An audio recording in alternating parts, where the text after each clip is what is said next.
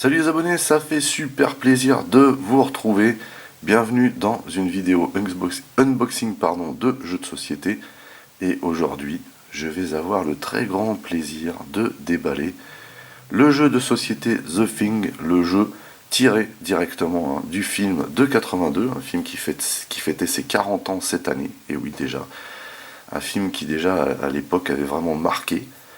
Qui était très bien fait pour l'époque, hein, voilà, parce qu'on n'avait pas d'effets visuels numériques hein, à l'époque, il faut bien se le dire. Et en plus, un film avec une superbe intrigue, un très grand John Carpenter, quoi. Un John Carpenter qui était très sous-estimé à cette époque-là, c'était son époque, et maintenant qui se voit affublé de chefs-d'œuvre. Parmi certains de ses films, commencer par The Thing qui reste vraiment, qui a vraiment marqué le cinéma. Et qui est vraiment flippant comme film, hein. Enfin, à l'époque était vraiment flippant. Peut-être un peu moins maintenant, mais en tout cas, c'est un film que je vous conseille pour ceux qui ne l'ont pas vu. Mais malgré tout, voilà, il y a quand même des scènes un peu gore, donc faut être prudent. Hein. C'est pas à la portée de n'importe qui. On voit que le jeu hein, est interdit au moins de 13 ans. Enfin, est conseillé au plus de 14 ans, plutôt. Au plus de 13 ans, pardon. Je vais y arriver. Enfin bref, voilà.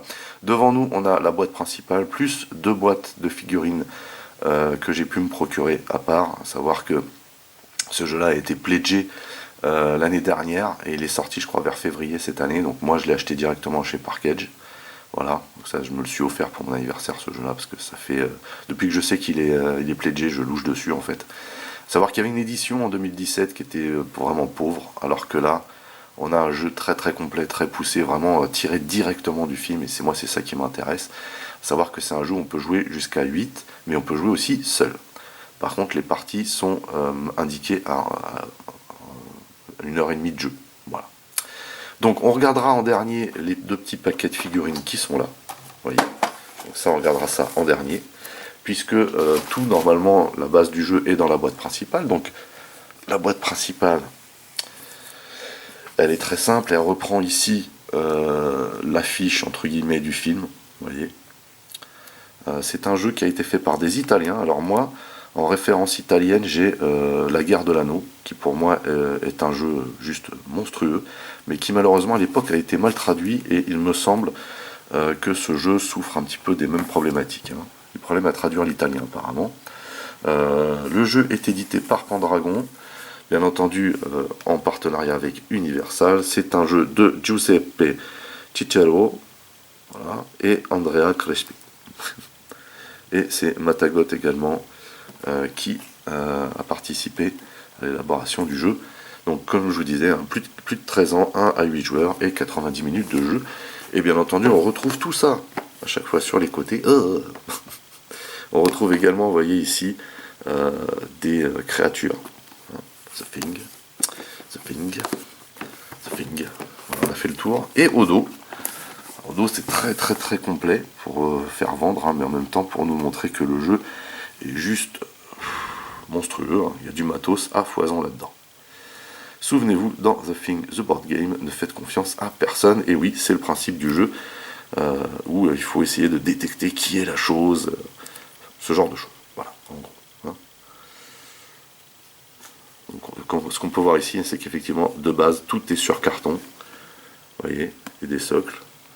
C'est pour ça que je voulais impérativement les figurines, parce que c'est quand même plus immersif. Et on a un superbe plateau de jeu là-dedans. Et on a des cartes à pas savoir comment faire également. Donc, on va s'ouvrir ça tout de suite. Hop. Voilà. Nickel.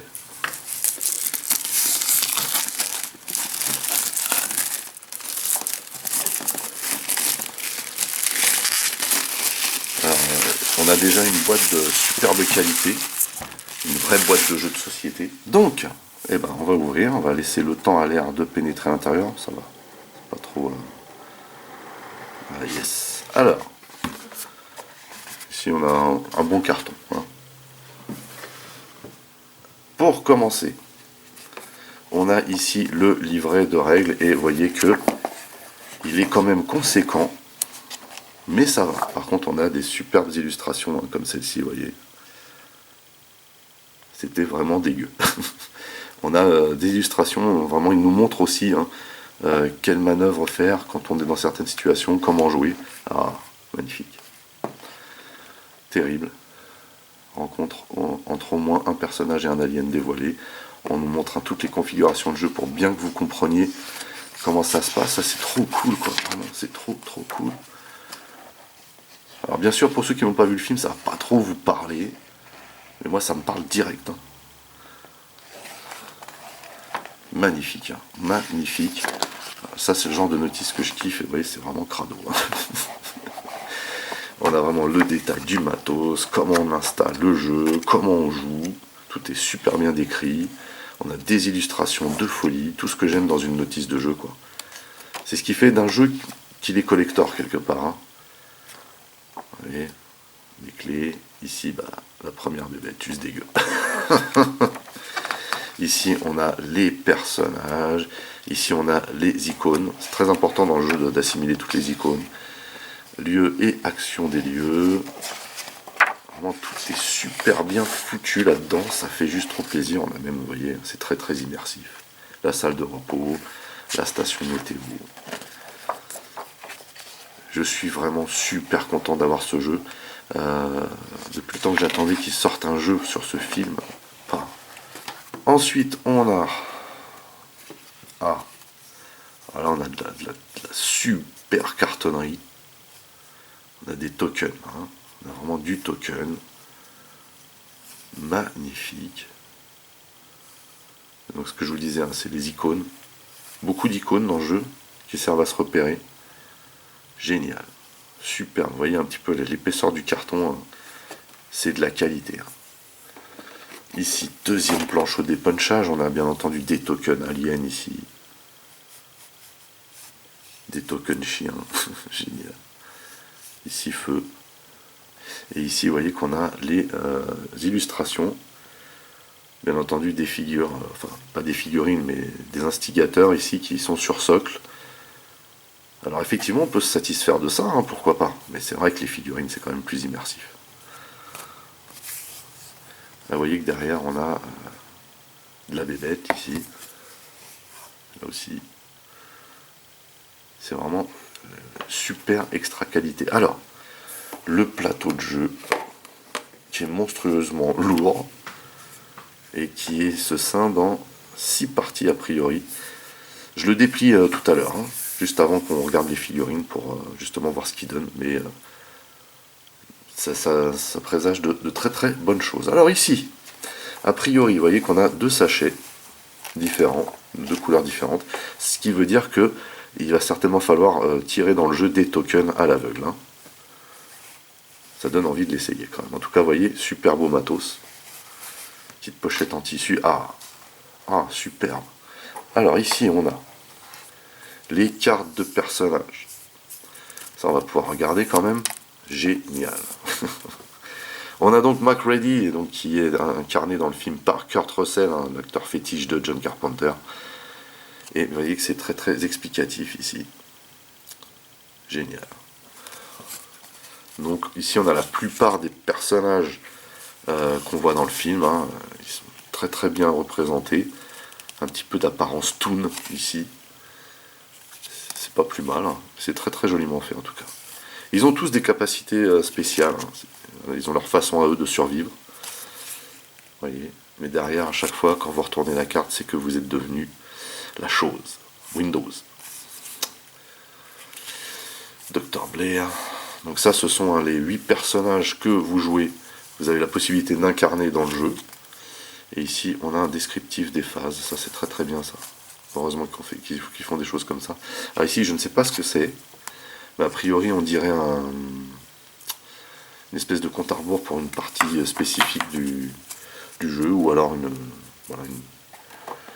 comment dire, un endroit, une phase de jeu qui est particulière, qui demande à voir ce genre de choses. Alors ici, on a du matos de dingue. Génial, regardez-moi ça. Alors, je le savais hein, qu'il y avait du matos de dingue dans le jeu, mais les avoir en vrai, c'est encore mieux. Vous voyez qu'on a les petits toutous. Parce que les chiens prennent une place particulière dans ce film. Et pour ceux qui aiment les bêtes, bon, Voilà. Génial, génial, génial. Et on a aussi des jerrycans, puisque a priori, c'est trop stylé. A priori, dans le jeu, on a aussi un comptage de ressources. Hein. Des petits jerrycans d'essence. Trop stylé. Mais trop stylé. Trop fun. Alors ici, vous voyez qu'on a un emplacement pour mettre les cartes. Donc, ok. Je pense que c'est pour mettre des cartes, mais vous voyez qu'ici, on a d'autres emplacements pour cartes, et des cartes, on en a. Hein. Attention. On va les regarder après. Ici, on a des dés. Waouh. Il me semble que ce sont les dés d'action. Allons voir la qualité des dés. Waouh. Superbe. Vous voyez que on a un tirage d'action à faire grâce aux dés. Plutôt pas mal. Ou peut-être dans une situation spécifique comme on a pu avoir sur la carte là. Je ne sais pas trop, j'ai pas encore vraiment potassé les règles comme il aurait fallu, j'ai pas eu le temps.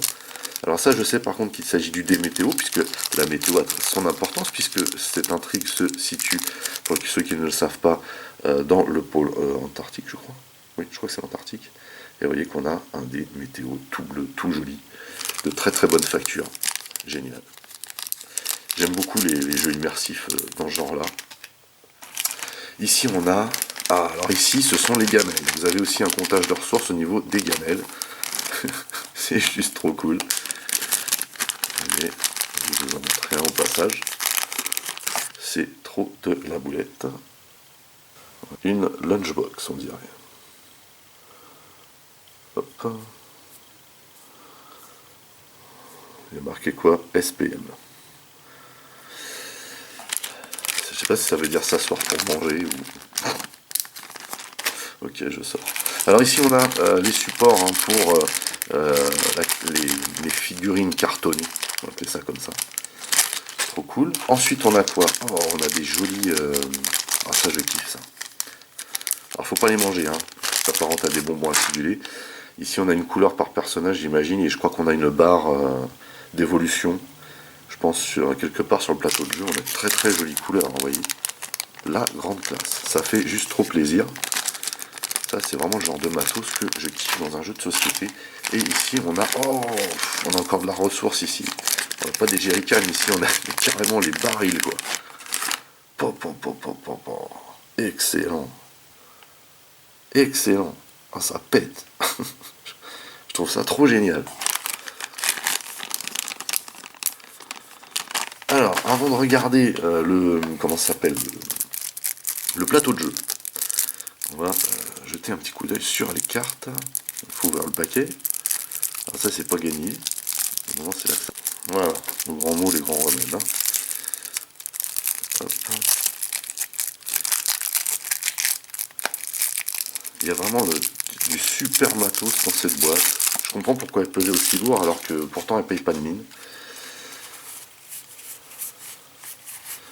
Vous voyez qu'ici on a des indicateurs, je crois que c'est les dos des cartes ici. On a des indicateurs en dos de cartes, réparer. Ah oui, parce qu'il y a de l'action là-dedans, attention. Je me demande s'ils ne sont pas inspirés quelque part aussi de la mécanique du superbe jeu vidéo qui était sorti, qui était censé se dérouler juste après les événements de The Thing, qui était sorti à l'époque sur Xbox et que j'avais trouvé fabuleux parce qu'il y avait un facteur stress à gérer dans le jeu qui était génial. Donc en fait non, ça serait plutôt ça le dos des cartes. Hein. Voilà, donc autant pour moi. Mais on a quand même des dos de cartes différents en fonction de. Hein. On a de très très belles couleurs qui se démarquent bien. Très très très stylé ça. On va mettre ça là-dedans. Et ici, bon, je vais pas me reprendre la tête.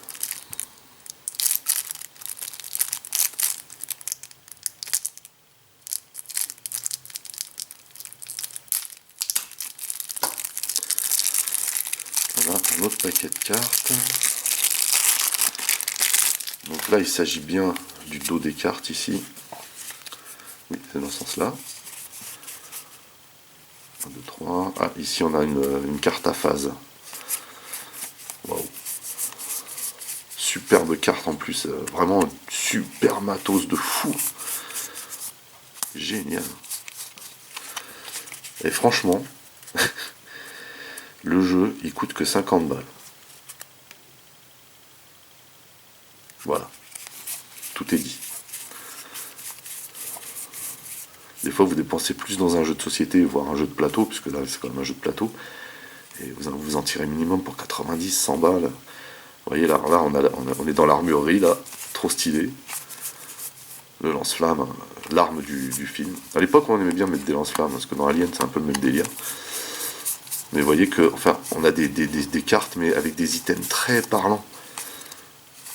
C'est excellent, excellent, excellent, excellent. Je suis trop content d'avoir ce matos, je vous raconte pas. Donc de toute façon, il faudra que je le range de la bonne manière. Pour le ranger de la bonne manière, il va falloir forcément que je lise les règles. Puisque vous voyez qu'il y a du dépunchage de toute façon à faire.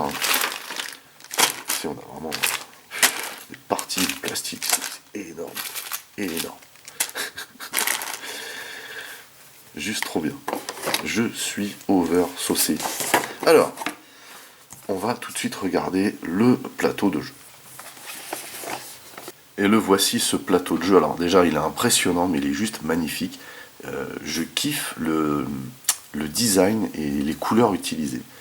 Donc déjà, on a de l'extra qualité. On a des couleurs utilisées qui assombrissent un petit peu le plateau. Je pense que c'est voulu, parce que c'est quand même un jeu d'angoisse de base. Le fait de savoir que la chose est parmi vous, mais de ne pas la détecter, c'est angoissant déjà. Et comme vous avez beaucoup de choses à gérer, à commencer par les ressources, mais la météo, ce genre de choses, c'est compliqué. On va le regarder d'un peu plus près. Vous voyez que là-haut, on a une espèce de barre, hein, ce que je vous expliquais, d'évolution. On a pas mal de tableaux de référence qui ont été reportés sur certaines cartes, ce qu'on a pu voir. Vous voyez que autour de cette base arctique ou antarctique, je ne sais plus, on voit qu'il y a du matos qui est entreposé. Là-bas, on voit une espèce d'air d'hélicoptère. Et ici, on voit la structure. Ici, on a donc le chenil là, qui est au bout. Là. Vous voyez, c'est indiqué ici par les icônes. Hein. Ici, je pense que c'est une salle radio, ça. Ici, on a l'armurerie. On a l'icône. Ici, on a une espèce de chambre d'énergie avec l'électricité. Ici, peut-être le chauffage. Donc, je pense que les jerrycans ou les bidons doivent servir à l'un ou à l'autre. En tout cas, on a des espaces de stockage ici qui sont définis. Vous voyez que sur chaque salle, on a des icônes ici, qui correspondent certainement à la faisabilité d'action. Trop joli. Alors ici, on a la salle de vie, la pièce de vie. Ou alors peut-être... Non, salle de loisirs plutôt. Je ne sais pas. On dirait une pièce de vie, mais celle-ci aussi, on dirait une pièce de vie. Hein. Bon. Voilà. Alors ici, on a le dortoir. Zzz. Vous voyez qu'on a des chemins qui vous emmènent là. Ça vous emmène là. Là ici, bon, il y a un cul-de-sac. C'est juste trop bien fait. C'est trop stylé. Je suis trop content. Donc ici, on a les sanitaires. C'est super important. Ici, on a la salle de restauration. Ici, je pense qu'on a un entrepôt pour la nourriture, justement. Ici, on a une espèce de laboratoire. Vous voyez, c'est indiqué là.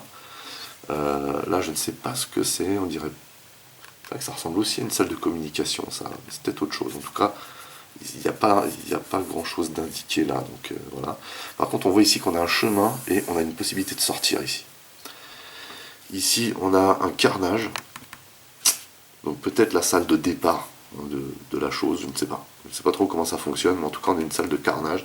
Et ici on a poste de communication. Là, maintenant par contre il est établi ici, le poste de communication. Peut-être que les autres salles sont des centres de recherche, mais ici, voilà, poste de communication est là. On a, vous voyez, des espèces de carrés là pour les items. Se demander s'il n'y a pas des dés à mettre ou ce genre de choses. Et ici on a un entrepôt, ce qui semble être un entrepôt. Et vous voyez qu'ici on a la déco extérieure, là on a un chasse-neige, génial. Donc on peut positionner je pense une figurine ici. Ici on a des items, je ne sais pas à quoi ils correspondent. Je pense qu'il faut vraiment se mettre un peu le nez dans les règles. Et ici on a l'hélico. L'hélico qui a un super rôle aussi dans le film, pour ceux qui connaissent, qui savent. C'est vraiment génial, ce plateau de jeu pardon, est magnifique. Vous voyez qu'il est grand. Il est grand, grand, grand. Et c'est juste trop bien, surtout pour un jeu qui se veut immersif comme celui-ci. Donc pour finir la revue, bien sûr, il faut qu'on regarde ce que valent les figurines. Parce que voilà, j'ai été vraiment déterminé à trouver les figurines de base. J'aimerais bien trouver les 4 autres humains aussi, mais eux, comme c'était vraiment dans le pledge, bah, c'est compliqué à trouver. C'est compliqué. Il me tarde de voir ce que valent ces figurines. Alors, comment on ouvre ce truc? A priori, comme ceci. C'est pas de la super qualité là par contre. Waouh! Ouh! Yippee! Alors ici, on a juste des jetons de couleurs pour caler sous les figurines. Voilà. Principe habituel. Et les voici, ces figurines. Alors on va commencer par celle-ci. Ah, elles ont l'air très très bien faites ces figurines. Waouh! Ah mais c'est de la très très bonne cam, hein.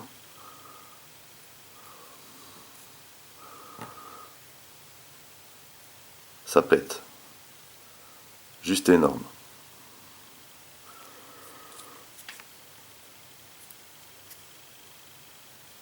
Ah, franchement, je suis trop content. En plus, c'est de la super qualité, hein. Excellent. Ensuite, on a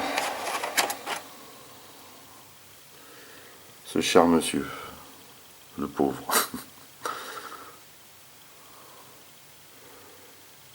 Très très très stylé. Très bien fait, hein. On reconnaît les acteurs, quoi. C'est ça qui est hallucinant.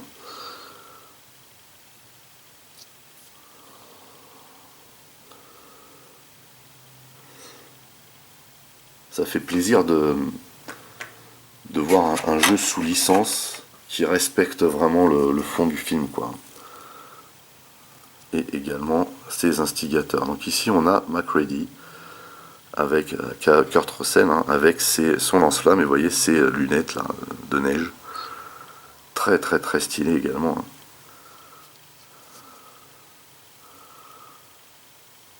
De la boulette, hein. Vraiment de la super figurine. Là, je suis vraiment, pour le coup, je suis très très content d'avoir pu me les procurer.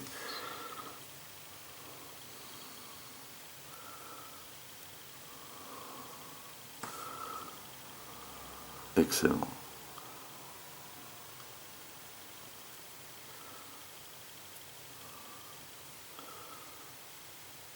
Donc du coup, au final, même si on peut jouer jusqu'à 8, si on arrive à avoir les 4 personnages supplémentaires, donc les personnages bonus, on peut quand même, enfin, on peut jouer encore jusqu'à 8, mais on a plus de choix dans les personnages, forcément. Même les attitudes, quoi, trop fort, hein. Celui-là, il est trop bien réalisé, de ouf, de ouf. Excellent. Les effets de doudoune et tout, c'est énorme. Énorme.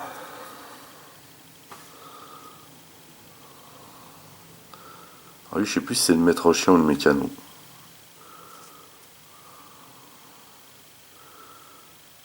Génial. Très très très joli ça. Alors ici on a... Ah oui, lui c'est le chef de la sécurité.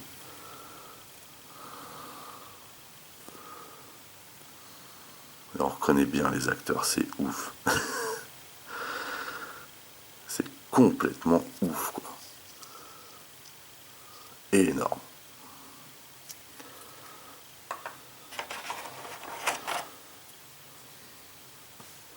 Et enfin, dernier humain. Alors, lui c'est celui sur les rollers, je crois que c'est le cuistot lui. Ouais, c'est ça. C'est le cuistot. Très bien fait également.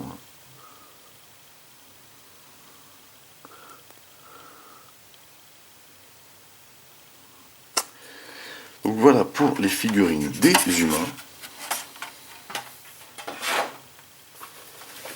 Et il manque le principal, les figurines aliens.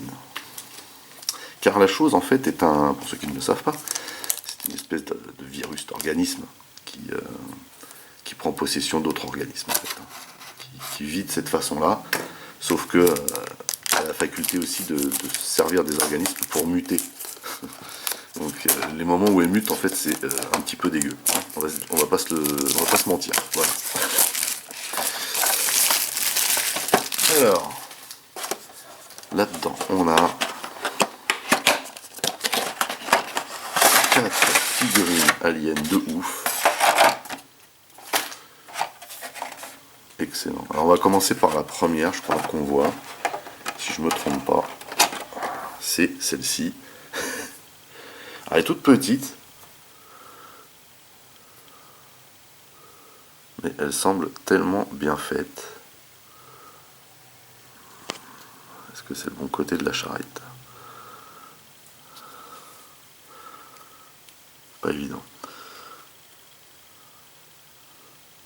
Ouais, ça a l'air d'être le bon côté, ça.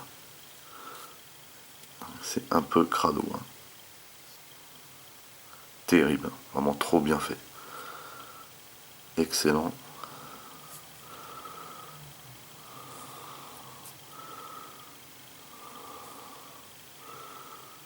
Excellent. Ensuite, on a la deuxième phase, c'est avec le chien. Voilà, c'est la deuxième phase. C'est un peu crado aussi, ça. Trop bien fait également. Excellentissime. Trop stylé. Ça fait juste trop plaisir. Ensuite, je pense... Alors ça, c'est la troisième phase. C'est celle où tout le monde commence vraiment à flipper de ouf. Et il y a de quoi. Là, il y a des morceaux bizarres. Il y a des bras qui sortent. Là, ici, on a la tête du gars. Ce qui est trop bien fait également. Des espèces de pattes. C'est assez énorme. Vraiment génial.